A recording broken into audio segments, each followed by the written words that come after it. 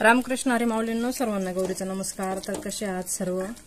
तर आज आपण बघा बनवतोय कैरीची कढी बनवायची। आपल्याला इथे मी एक कैरी घेतलेली आहे आणि कढी बघा किती छान झालेली कैरीची कढी बनवलेली आहे।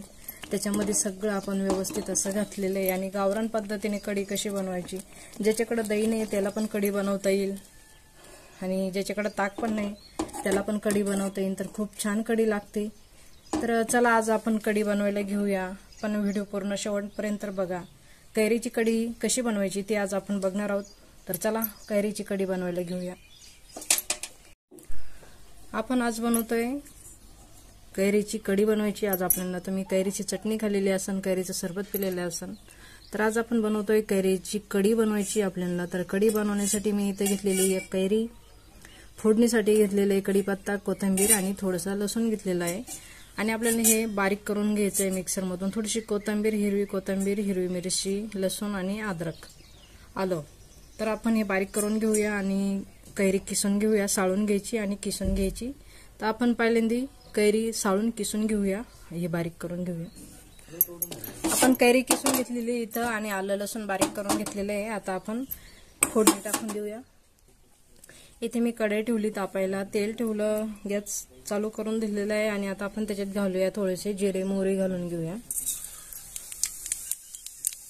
हा लसूण पण घालून घ्यायचा आपल्या याच्यात, गॅस कमी राहून द्यायचा। आता ही मिरची, दळलेली मिरची घालून घ्यायची याच्यात कढीपत्ता, कोथिंबीर टाकून घेऊया आपण।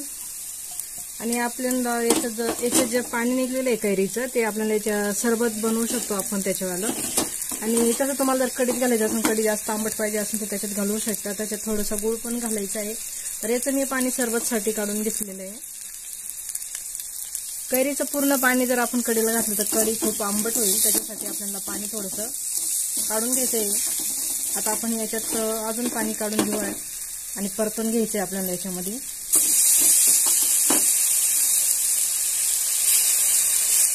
आता कैरी चांगली परतून घ्यायची।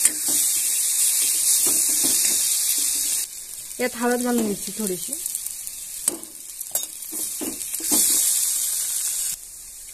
इथे आपल्याला कैरी चांगली परतून झालेली आहे आणि इथं बघा मी थोडंसं पाणी ठेवलेलं आहे आंबट आणि त्याच्यात अजून आपण पाणी घालणार आहोत। तर इथं मी 1 चमचा बेसन पीठ घालून घेते। आता ते आपण चांगलं कालून घ्यायचं।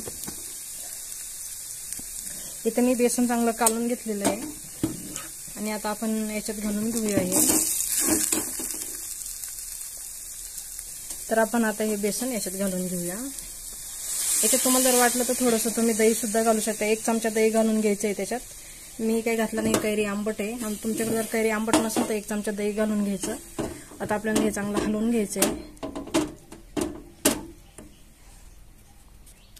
उन्हाळ्यामध्ये कसं गोड आंबट भाज्या खायला छान लागतात, त्याच्यामुळे कैरीची कढी बनवली जाते।